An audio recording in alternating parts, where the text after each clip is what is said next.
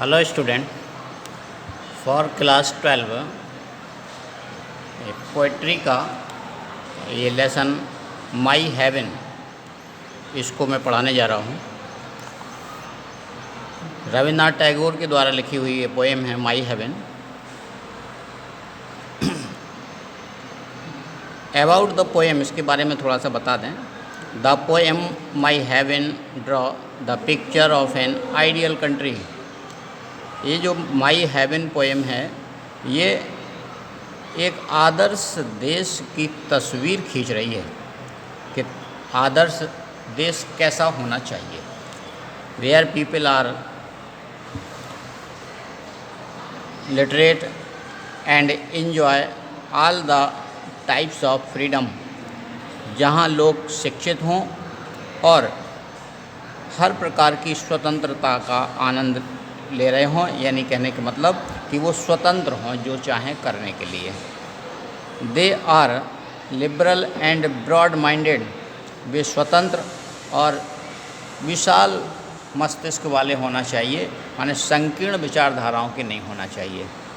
There is no distinction among them on the basis of caste, colour और creed, जाति, धर्म या रंग के आधार पर कोई भेदभाव नहीं होना चाहिए। They are industrious and progressive, परिश्रमी हों और विकासशील हों। Under divine inspiration they march on towards new thoughts and action, ईश्वर के बताए हुए रास्ते पर चल करके वो अच्छे विचार और अच्छे कार्यों की तरफ अग्रसर हो रहे हों। The poet prays to God that his country India should be one such country of history. Poet ईश्वर से प्रार्थना करता है कि उसके देश भारत को भी उसके ऐसे सपनों के देशों में से एक होना चाहिए, अर्थात भारत के देश को भी अच्छा बना दो। अब यहाँ से पोएम स्टार्ट हो रही है। Where the mind is without free, हे ईश्वर मेरे देश को ऐसा बनाओ जहाँ पर the mind is without fear, लोग बिना भय के जीते हों। And the head is held high, और सम्मान से सर ऊँचा रखते हों। वेयर नॉलेज इज़ फ्री, जहाँ ज्ञान सबके लिए स्वतंत्र हो, यानी जाति धर्म के आधार पर शिक्षा का विभाजन ना हो। Where the world has not been broken up into fragment by narrow domestic wall, जहाँ पर सांसारिक घरेलू प्रतिबंधों के कारण बंटवारा ना हुआ हो, जहाँ पर सांसारिक प्रतिबंधों के द्वारा देश का बंटवारा ना हो।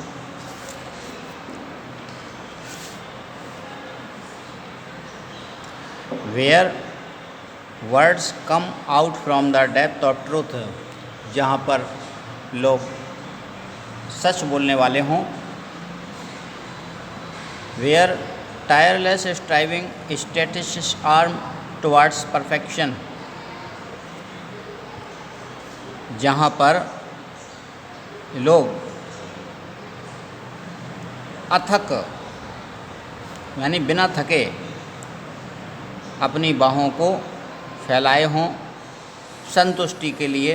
कहने का मतलब लोग संतुष्ट हों, परिश्रम करने वाले हों।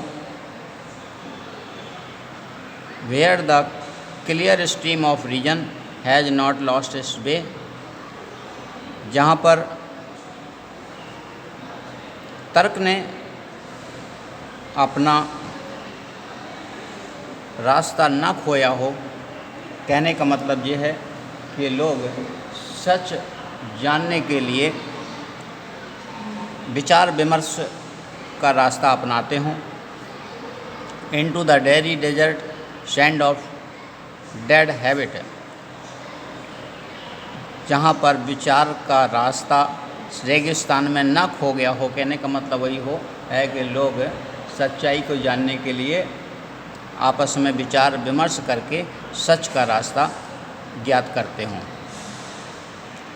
Where the mind is led forward by thee into ever widening thought and action, जहाँ लोगों के मस्तिष्क आपके द्वारा बताए हुए रास्ते के लिए हमेशा सोचते हों और वही करते हों। Into the heaven of freedom, स्वतंत्रता के ऐसे स्वर्ग में, माई फादर, हे ईश्वर, लेट माई कंट्री अबाक, मेरा देश को ऐसा बना दो, अर्थात ऐसे स्वतंत्रता के देश में मेरा भी एक देश हो, ऐसे देशों में मेरे देश की भी गिनती हो। तो ये पोएम रविन्द्रनाथ टैगोर के द्वारा लिखी हुई।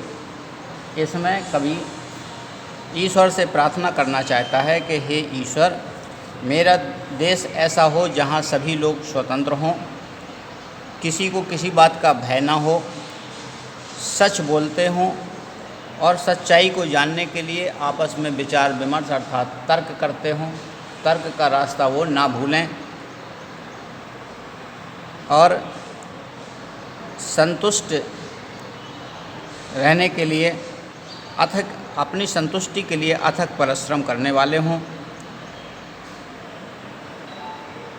और ईश्वर के बताए हुए यानी आपके बताए हुए रास्ते पर चलने वाले हों और उनके विचार अच्छे हों, कर्म अच्छे हों। हे ईश्वर, मेरे देश को ऐसा बना दो। तो ये प्रार्थना थी और इसका सेंट्रल आइडिया भी मैं आज लिखवाए देता हूँ। तो पहले पाठ पढ़ लीजिए और इसके बाद ये सेंट्रल आइडिया लिख लीजिए। सेंट्रल आइडिया मैं लिखने जा रहा हूँ।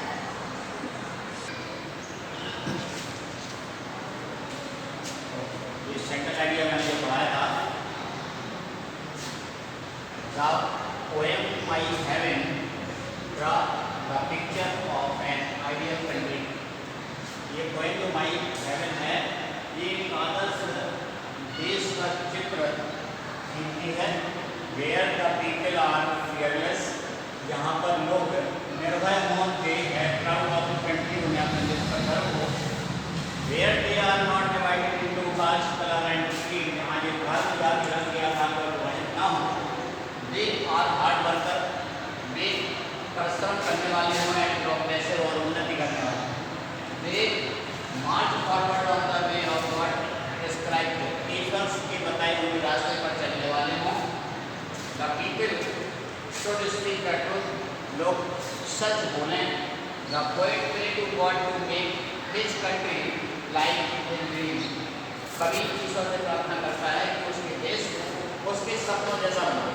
तो ये सेंट्रल आइडिया आप लोग इसको नोट कर लें अपनी कॉपी में और लर्न कर लें। ये आपकी पोएट्री का शायद पाँचवा या छठवां लेसन था, इसको पूरा करिए।